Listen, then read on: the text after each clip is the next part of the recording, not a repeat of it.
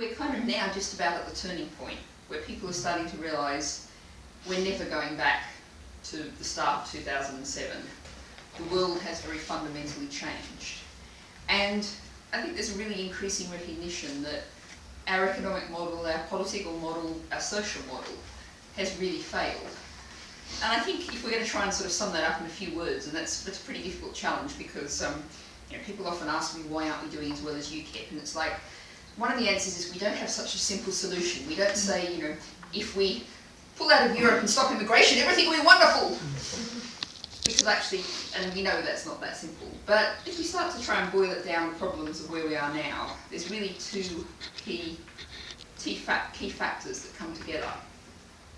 And one of them, of course, is we all know that we're currently in Britain living as though we had we're living three-planet living. Every year, collectively, no matter how much you personally try and do the right thing, share it out among all of us, and we're using up the resources of 3 planets every year.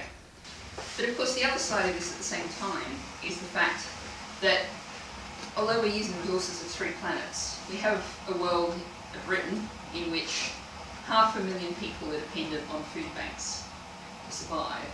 And one of the things that I inevitably do as I go around the country a lot, as I do, is I visit lots of food banks. And the kind of stories they tell and the accounts of what people's lives are like within those food banks. And anyone who went to a Green Party conference and heard Jack Munro speak, she's known for the blog A Girl Called Jack, and she's now getting columns in The Guardian and all the rest of it. And listening to her talk about being the mother of a 3-year-old and having 1 Weetabix to feed that 3-year-old for breakfast. And then the 3-year-old goes, "Bread jam, mummy."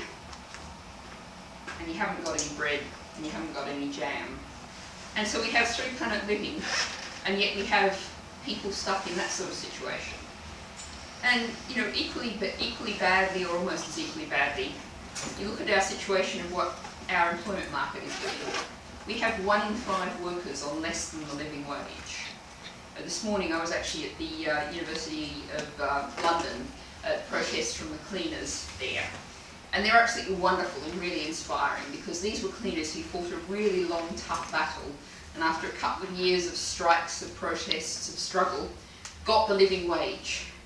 So suddenly these people who've got the living wage, and it's still mighty tough, because lots of them, the sort of thing they do is they live out in Zone 5, Zone 6, because that's all they can afford. They catch 2 or 3 buses to get into the centre of London, because the tube's out of the question in terms of cost. They then do a 3-hour shift. Remember, they're on living wage now, so it's better than it used to be, but still, they do a 3-hour shift. And then they sit round for a couple of hours.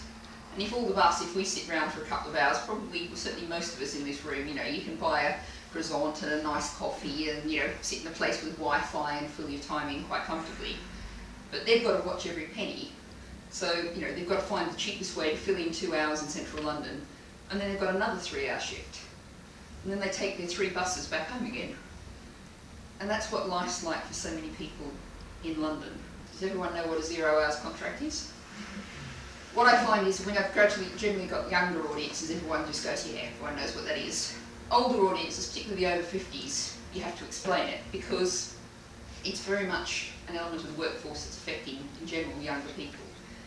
And that means people start the week not knowing if they're going to work 0 hours or 40 hours. There was actually a study out just this week showing that about 20% of people, and not all of these contracts are dreadfully exploitative, but lots of them are, about 20% of people have been called up on the day they were supposed to work and told you're not wanted today, don't come in. And so you get to the end of the week and you might have earned 40 hours worth of pay, and you might have earned 0 hours worth of pay. And how can you actually live a life on that? So thinking back to our big scale model, we've got 3-planet living, and we've got a society in which huge numbers of people, of course I haven't really even gone into the issue of benefits and people who've been exploited and abused by the dreadful ATOS in terms of work capability tests and all the rest of it. We have huge numbers of people in this society, although we're using so many resources, who haven't got enough. And I think what we're getting to is a point where people, voters generally, are recognising this. And they're looking around for other alternatives.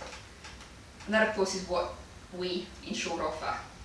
But I think while we've got to the point where people are looking around, we've still got a huge job to sell it to them, explain it to them, explain how we can work differently. And I think where we've got to start is we've got something reasonably simple, not quite UKIP simple, but reasonably simple to say about this, which is what we have to do in Britain is live within the limits of one planet in a situation where everyone has enough for a decent life.